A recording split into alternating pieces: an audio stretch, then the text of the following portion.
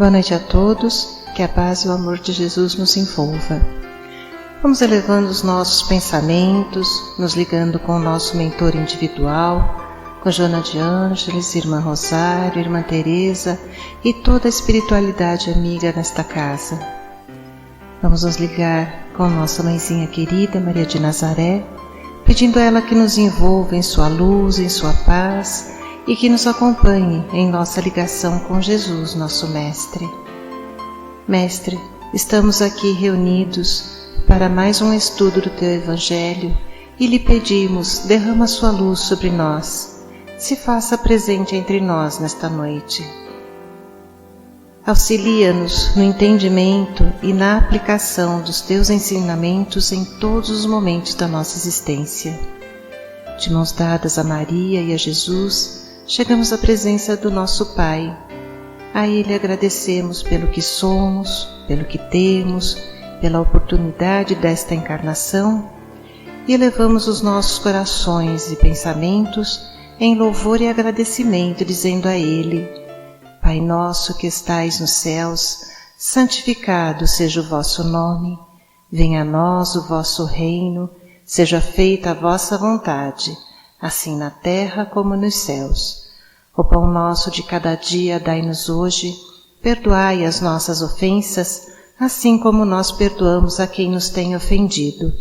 E não nos deixeis cair em tentações, mas livrai-nos de todos os males, pois vossos são o reino, o poder e a glória para todos sempre.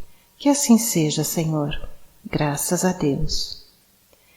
E vamos nos ligando neste momento com as equipes de tratamento da casa. Vamos pedir a luz branca do Cristo sendo projetada sobre todos os nossos assistidos, para que eles recebam dessa maneira a luz, a paz e uma harmonização. Vamos nos ligar com as equipes de P2 e pedir a projeção da luz azul em todo o sistema nervoso central dos nossos assistidos, trazendo o equilíbrio e a força para esses centros de força. Vamos nos ligar com as equipes de CH, pedindo a projeção da luz rosa no cardíaco dos nossos assistidos, para que a confiança, a fé e a esperança se fortaleçam em cada um deles. Nos ligamos nesse momento com as equipes de P3B e pedimos a projeção da luz branca do Cristo, da luz azul, na mente e no coração de cada assistido. Vamos pedir também que sejam feitos todos os cortes de ligação que se fizer necessário e que essas energias sejam levadas para o astral para o melhor tratamento. Vamos pedir a projeção da luz azul que vai envolver o sistema nervoso central, periférico e neurovegetativo. Um rosa claro no cardíaco para aumentar os bons sentimentos, um amarelo claro no frontal para fortalecer os pensamentos positivos, a confiança e a ligação com o mentor individual. E uma cúpula rosa clara vibrante da cabeça aos pés, para que o tratamento permaneça até quando for necessário. Aos assistidos de saúde, vamos pedir a projeção das cores do arco-íris, que eles fiquem envolvidos numa cúpula protetora até quando for necessário. Que assim seja, Senhor. Graças a Deus. Convidamos a todos para que assistam neste momento à palestra que será posta no ar. Que assim seja. Vamos recebendo com muito amor o palestrante desta noite, Glaucio, da Federação Espírita de São Paulo. Uma boa palestra.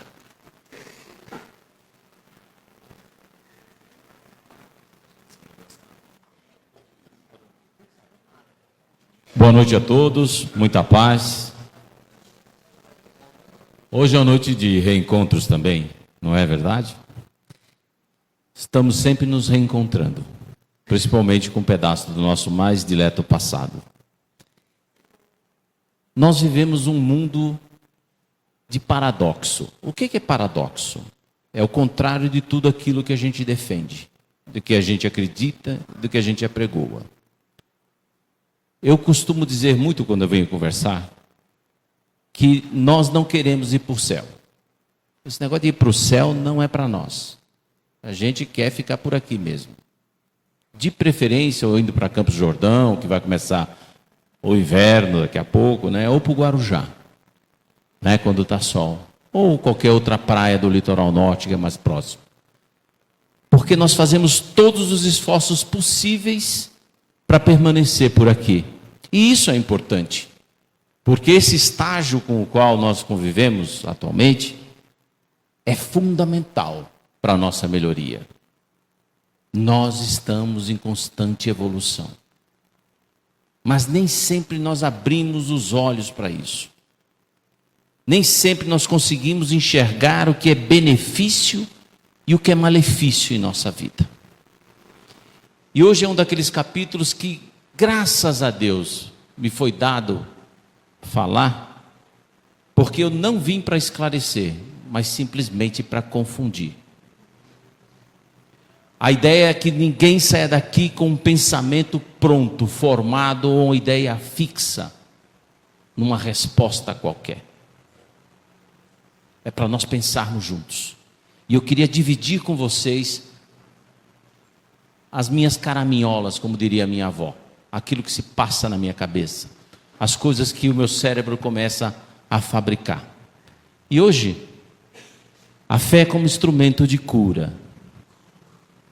Nós conseguimos ver através do Evangelho de Jesus algumas passagens que fala sempre: a tua fé te curou. Existe o caso, e aí tem uma programação muito interessante quando a gente começa a estudar um pouco mais sobre a vida de Jesus e a passagem do Evangelho, porque o que se passa, principalmente no caso da mulher, né? Todo mundo cercava Jesus porque todo mundo queria um benefício dele. Ele curava as pessoas, ele trazia uma boa mensagem, ele era uma alma fantástica perto de nós. E uma mulher que já tinha um fluxo de sangue, vivia um processo hemorrágico há muito tempo, ela tenta se aproximar de todas as maneiras de Jesus, até que consegue tocar nas vestes dele. E Jesus sente isso e pergunta: quem foi que me tocou? E os apóstolos falam assim: senhor, aqui estamos no meio do tumulto danado, todo mundo está pegando em todo mundo, no senhor. Quem foi? Não, essa pessoa que me tocou, tocou de maneira diferente. E de mim saiu uma virtude. E a mulher se apresenta para ele, todo trêmula, e diz: fui eu, Senhor. Ele olha para ela e fala: filha, a tua fé te curou. Existem duas coisas fundamentais nesse processo. O povo judaico é um povo de tradições, como a maioria dos povos orientais, e eles tinham uma série de regras e procedimentos do ritual de pureza de vida. Uma mulher que estava num período menstrual, por exemplo, ela não podia tocar em nada e em ninguém, porque senão aquilo que ela faria, ou aquela pessoa que ela tocava, ficava impuro. Tinha todo um ritual de purificação, que tinha que comprar não sei quantas pombas, acender não sei quantas fogueiras, fazer milhares e milhares de coisas para poder purificar.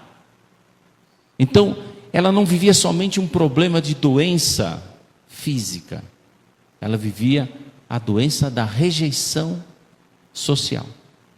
Ninguém podia se aproximar dela.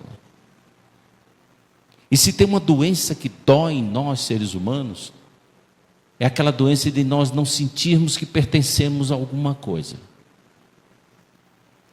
de não fazermos parte de um grupo, de não nos sentirmos envolvidos nas festas, nas comemorações. Aquele negócio que a gente carrega desde os tempos mais primitivos, que é a dependência de sermos validados pelos outros.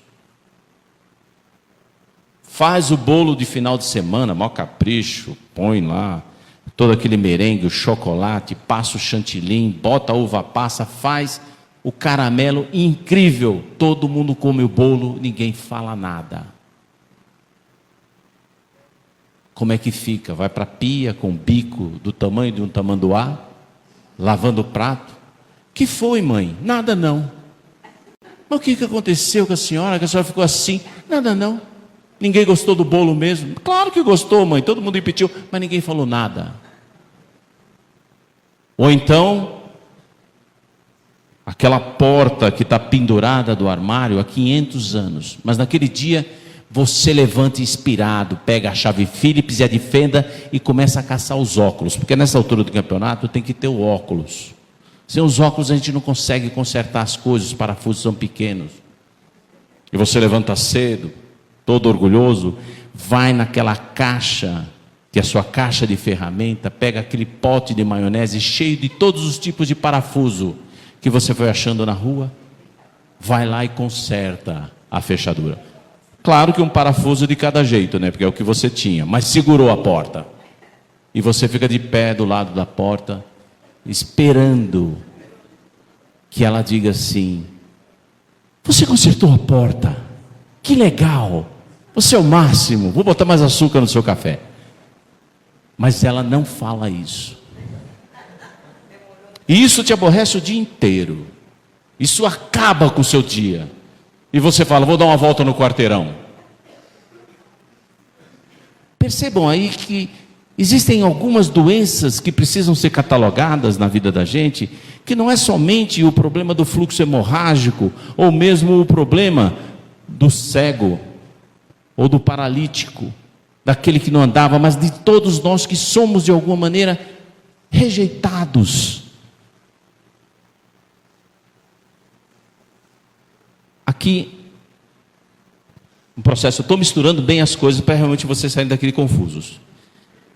Americano é um estudioso da vida. Uma das coisas que os americanos mais gostariam de ter de um passado histórico. Então eles procuram esse passado histórico o tempo todo, nas pequenas coisas. E eles analisam e acompanham determinadas atitudes de nós seres humanos em termos de estudos. Eles olham durante 50 anos um grupo de pessoas para saber o que o marshmallow bem passado faz na vida de uma pessoa, depois de 50 anos. Quantas vezes você abre a geladeira durante a sua vida? Quantas vezes você olha no espelho e põe a língua para fora? Eles fazem estatística de tudo isso. Então eles ficam estudando tudo o que é possível. E dentre as coisas que eles estudam, existe o processo da fé ajudando na cura das pessoas. Os institutos de pesquisa americanos ficam com uma ala do hospital em que divide os pacientes e falam assim para as pessoas: olha, existem esses pacientes aqui na ala B, e nós gostaríamos que vocês rezassem por essas pessoas para ver se elas ficam boas. E coloca um especialista cuidando da ala B e outro na ala A. E eles percebem que o pessoal da ala B, em que foi pedida as orações, eles têm significativas melhoras. O que quer dizer isso para nós? Se a gente rezar para uma pessoa que está doente, ela vai ficar boa? Sim ou não? É bom que tenham dúvidas. Sim ou não? Vocês rezam para quem está doente ou não? Então, esse é um processo interessante, né? Então, vamos lá. Eu quero pegar aquele exemplo lá da mulher que toca na veste de Jesus e de nós que rezamos pelos outros. E aí a primeira coisa que eu pergunto é uma atitude de fé procurar a cura através de outra pessoa, de um benefício. E é um tipo também de oração, de prece. Como é que se reza? Como é que se faz uma oração? É só com palavras? Ou com atitudes? Ou com olhar? Na história da federação, a Federação Paulista, a Federação do Estado de São Paulo, ela já foi fechada diversas vezes pela Rádio Patrulha nas décadas de 50, 60, 40 e etc e tal. Porque os espíritas eram uma revolução no meio cristão. Então, era muito fácil uma sessão de espiritismo acabar na delegacia. E aquele pessoal que começou a ser os bandeirantes do espiritismo dentro do Brasil, às vezes entravam até de costas na federação. Porque se alguém visse, falasse: você está entrando ali? Não, eu estou saindo, eu que entrei por errado. Então, o pessoal se escondia. Quando se comemorou alguma data da fundação da federação, existia lá um senhor que sempre ia em todas as sessões.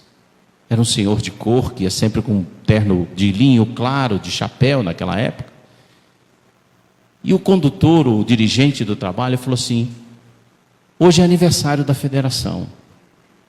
Eu queria convidar o senhor para fazer a prece de abertura, porque nós percebemos que o senhor vem todas as vezes aqui. Toda semana o senhor está aqui prestigiando o trabalho e o nosso esforço de implantar a verdade. E ele, honrado, de chapéu na mão, foi até a frente. Todos fecharam os olhos e ele começou a chorar. E ele chorou, chorou, chorou. E até que conseguisse segurar o seu soluço, o seu choro, no final disse amém. Dizem que foi uma das preces mais bonitas feitas na Federação Espírita. As nossas atitudes, as nossas ações precisam ser repensadas, que a maneira de nós homenagearmos a Deus, de nos colocarmos em contato com Ele, em contato com Jesus, é através do toque, da palavra, da atitude, do olhar e daquilo que a gente carrega dentro do coração. E esse é um caminho que começa a construir em nós a verdadeira fé. Mas ela pode ser conturbada com o tal do paradoxo que eu falei. Que a gente quer uma coisa, mas faz outra. Nós desejamos e trabalhamos por uma coisa, mas para colher outra.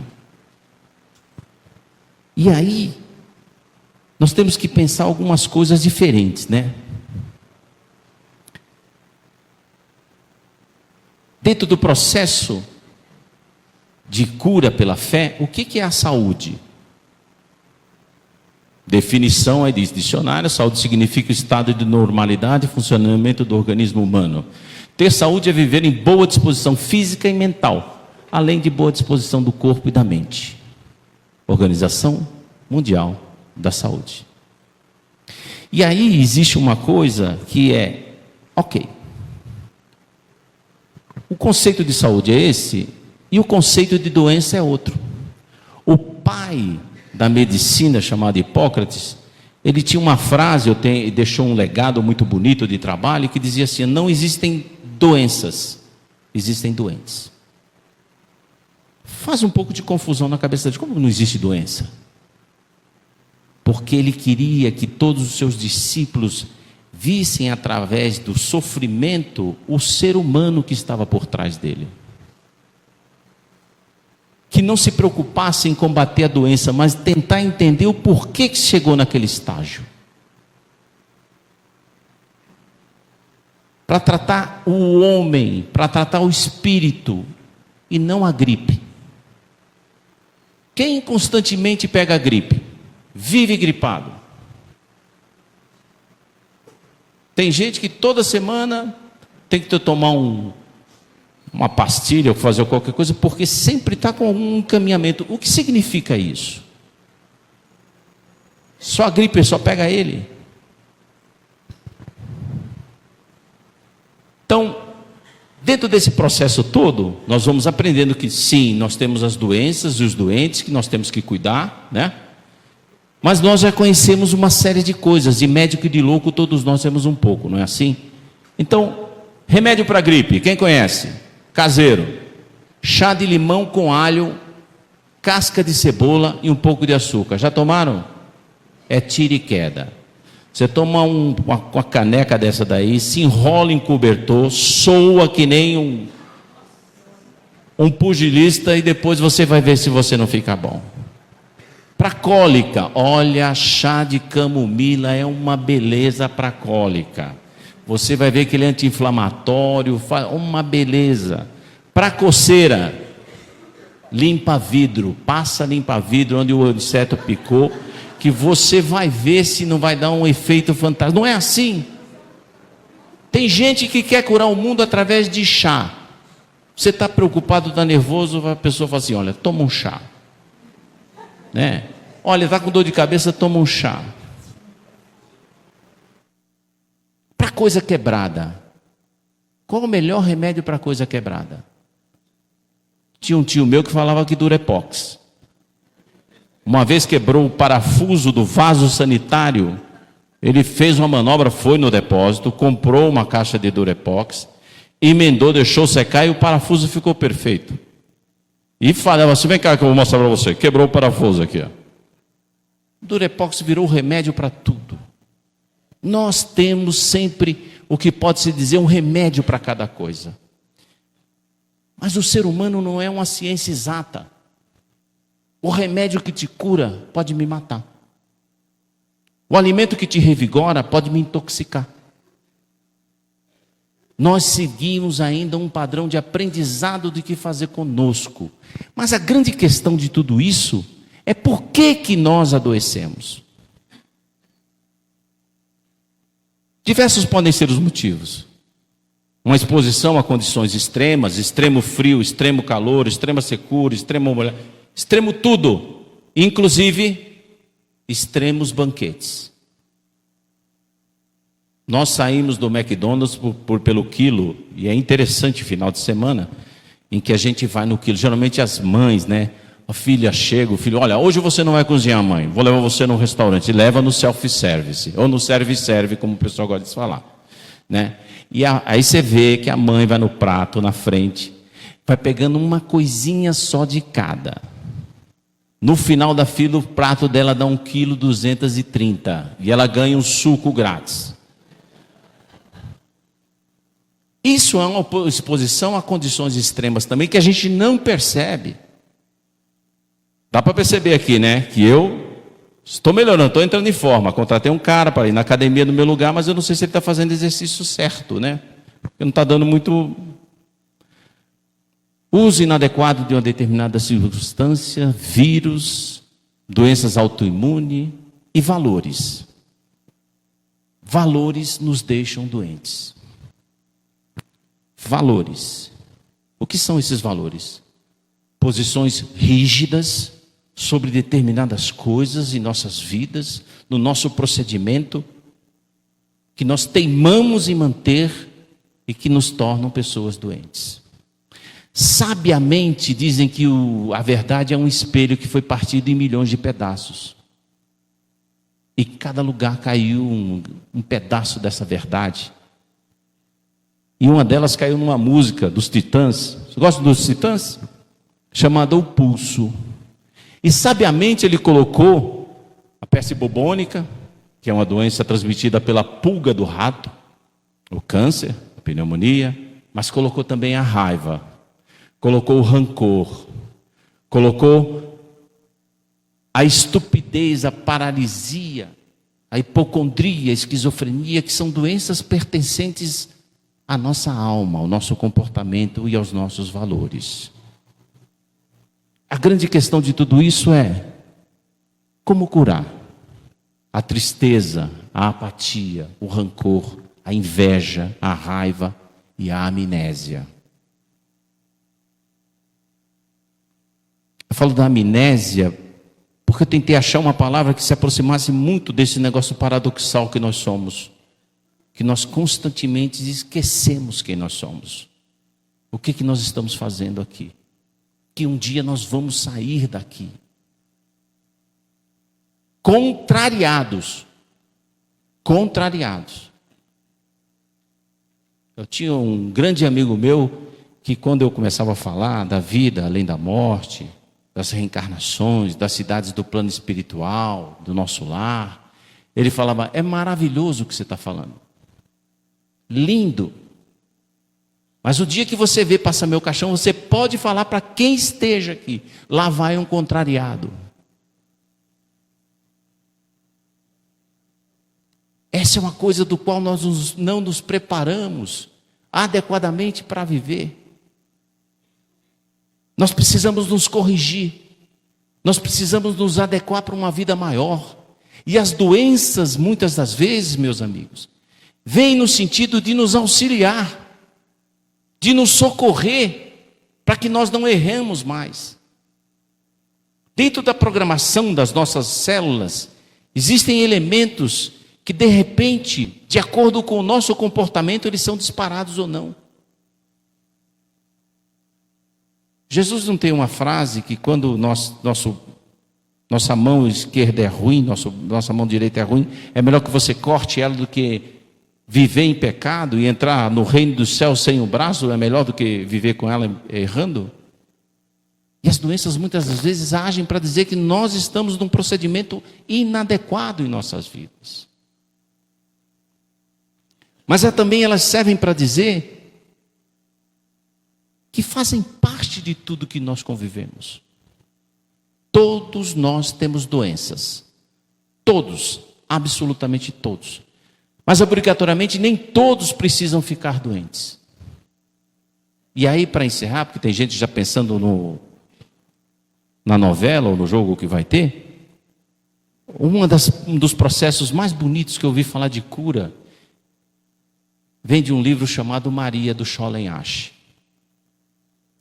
E ele conta que Maria já entardecia por volta das 6 horas da tarde, e ela acendeu a candeia para iluminar o caminho daqueles que vinham do campo. Ela esperava que Jesus voltasse, que fazia tempo que ele tinha saído nas suas peregrinações e não dava notícias. De repente ela viu um vulto vindo pela estrada, um viajante. Era fácil identificar um viajante, porque todos viajavam com um bordão, um determinado roupas. E ela se apiedou, o coração dela se encheu de misericórdia por aquele viajante. Falou, ele deve estar cansado, triste. E falou, amigo, vem, descansa um pouco, come algo antes de seguir a tua jornada. Ele aceitou o convite. Na hora que ele se aproxima, no meio daquela penumbra, da escuridão, ela percebe que ele é um leproso, que ele tem hanseníase. Ela se assusta, mas ela não o evita. Dá o vaso d'água para ele se lavar e serve na mesa as frutas, o queijo, um pouco do azeite, do vinho. E ela pergunta para ele, de onde você vem? Aí ele falou, eu venho de muito longe, minha história é longa. Eu era um homem muito rico, tinha muitas posses, todos os dias existia um banquete na minha casa e eu era cercado por todos os meus amigos. Um dia fui acometido por essa doença, gastei toda a minha fortuna tentando me curar, minha família me abandonou, as pessoas me desprezaram e eu fui para a rua. Mas eu ouvi falar de um profeta de Nazaré que curava as pessoas e vim atrás dele. E ela pergunta, e você o encontrou? Sim, eu encontrei.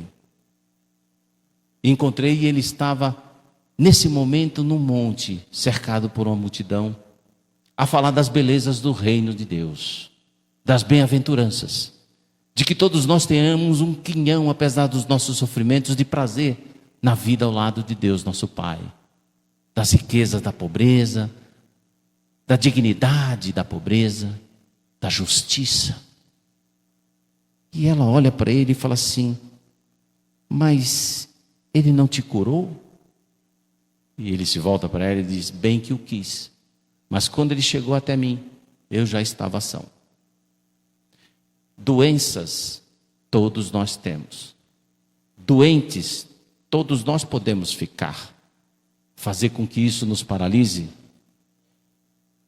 nem sempre é bom, nem adequado. Principalmente para nós, devedores contumazes da bondade de Deus, nosso Pai. Uma boa noite a todos, muita paz.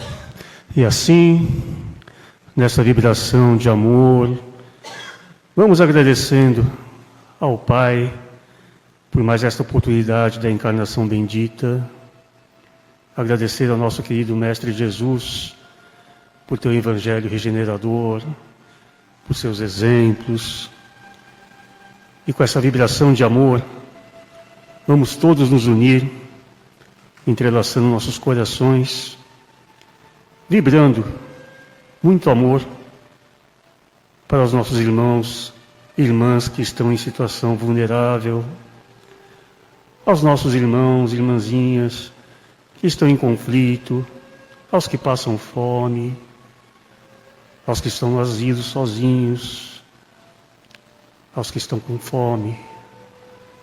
Vamos vibrar, pedir a Jesus que acaricie o coração de todos esses irmãozinhos e que possamos fazer a nossa parte, vibrar, estender a mão e auxiliar o máximo que podemos. Vamos vibrar pelos nossos lares, amando o próximo, o mais próximo, e a partir dali, levar esse amor em cada cantinho desse planeta. Vibremos pelo todo o planeta, pelos seus governantes, pelo nosso Brasil, pelo nosso meio ambiente, por nossos animais. Vamos vibrar, enfim, amor, muito amor, e sempre levar no coração os ensinamentos do Mestre, pois sabemos que Ele é o caminho, a verdade e a vida. Voltemos todos com as bênçãos do Pai em segurança aos nossos lares e até o nosso próximo encontro. Que assim seja, graças a Deus.